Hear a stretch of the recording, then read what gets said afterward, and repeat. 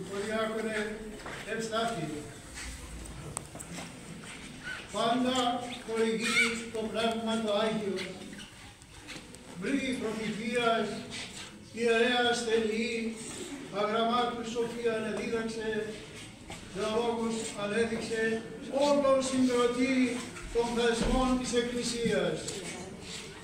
Το Πνεύμα αυτό το Άγιον, αγαπητέ μου και αγαπητοί μου, μας την κάλεσε στη μοναδική στιγμή ταύτη, ιδιαίτερος προσωπικός εσένα, αγαπητέ Ευστάθιε. Ήρθε η ώρα να δια του Αγίου Πνεύματος και μέσω της ιεροσύνης και αρχιεροσύνης εισέλθεις εις τα ενδότερα του καταπετάσματος. Εις τα ένδοθεν του μυστηρίου. Πρόκειται, αγαπητοί μου, περί μεγάλου μυστηρίου αυτού που τελείται αυτή τη στιγμή.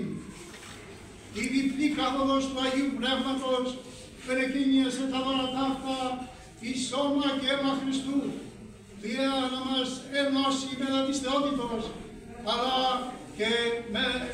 και αναφτηρούσα τα ελείποντα εις των προσερχόμενων με τα φόβου Θεού πίστεως και αγάπης, ή να λάβει τον πρώτο βαθμό της ιεροσύνης και απολαύσει πλέον της Θείας Ιεράς Λειτουργίας εκ του πλησίον με τον πρώτο βαθμό της ιεροσύνης, να γίνει πλέον διάκονος περί την Αγία Τράπεζα, όχι όπως οι πρώτοι διάκονοι δια τους φτωχούς μόνον, αλλά αυτά εξελίχθησαν στην κοινωνία, τα κάνει η κοινωνία, τα κάνει με άλλους τρόπους η Εκκλησία. Αλλά ο διάκονος όπως του ιερεύς έχει πρώτον καθήκον τη διαφωνία της Αγίας Τραπέζης, των ιερών μυστηρίων της Εκκλησίας. Και όταν αυτά τα επιτελεί δεόντως και όπως θέλει η Εκκλησία, τότε είναι δραστηριοποιημένος και στις άλλες υποχρεώσεις της κοινωνίας, οι οποίες είναι απαραίτητοι. Αλλά το πρώτο και το μεγαλύτερο και το φοβερό, γιατί πρόκειται και φοβερού πράγματος. Τώρα προσέχετε κανείς εις τα άδυτα των Αγίων, εις το ενδότερο μυστήριο της Βασιλείας του Θεού εν τον κόσμο, γιατί η Βασιλεία του Θεού ανοίγει με την ιεροσύνη. Χωρίς το ευλογημένη η Βασιλεία του Πατρός και του Υιού και του Πνεύματος δεν γίνεται τίποτα. Γίνεται μια προσευχή, την οποία δεν κάνουμε οπωσδήποτε ανά πάσα στιγμή και στα σπίτια μας, αλλά δια της ιεροσύνης, που βοηθάει και εδώ η διακονία, η ιεροσύνη είναι μία, η οποία είναι στο αρχιερέο, στο αξιώμα, αλλά και τα άλλα συνδέονται απολύτως αυτά τα τρία αξιώματα.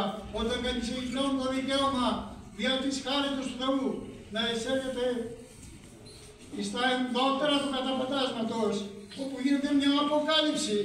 Είναι κάτι άλλο, αγαπητοί μου. Είναι μια άλλη εμπειρία. Μπορεί και η πιστή με την πίστη και τη διάθεση να το έχουν, αλλά είναι άλλο πράγμα να τελεί κανείς αυτήν την θυσία. Και μάλιστα εδώ στο Γολγοθά. Άλλο πράγμα ανεπανάληπτο και ασύγκριτο. Η θυσία του Χριστού και η θυσία του άρτου και του ήλιου. Εσύ, φίλτατε μου και αγαπητέ, αξιώνεσαι να εισέλθεις στην ιεροσύνη σε αυτόν τον ιερόν χώρο. Είναι μοναδική τιμή και χάρις για σένα εις τον Γολγοθά να χειροτονείσαι διάκονος, να εισέλθεις, όπως είπαμε, στο μυστήριο των μυστηρίων. Είσαι πράγματι ευλογημένος και χαιρόμεθα κι εμείς πολύ, διότι ήρθες νέος, αλλά είναι επιγνώση. Αυτό που δισάξες, αγαπητοί μου, όπως λέμε στην Εκκλησία, αλλά η επίγνωση ίσως και είναι αναξιότητος, τον κάνει άξιον του μυστηριού τούτου. Είμαστε όλοι ανάξιοι, αλλά έχουμε την επίγνωση. Εσύ μάλιστα διάλεξες και τον ασφαλή τρόπο δια του γάμου, ο οποίος είναι και αυτός ευλογημένος, μετά τις διακονήσεις πλέον Αναστασίας, να εκπληρώσεις αυτόν το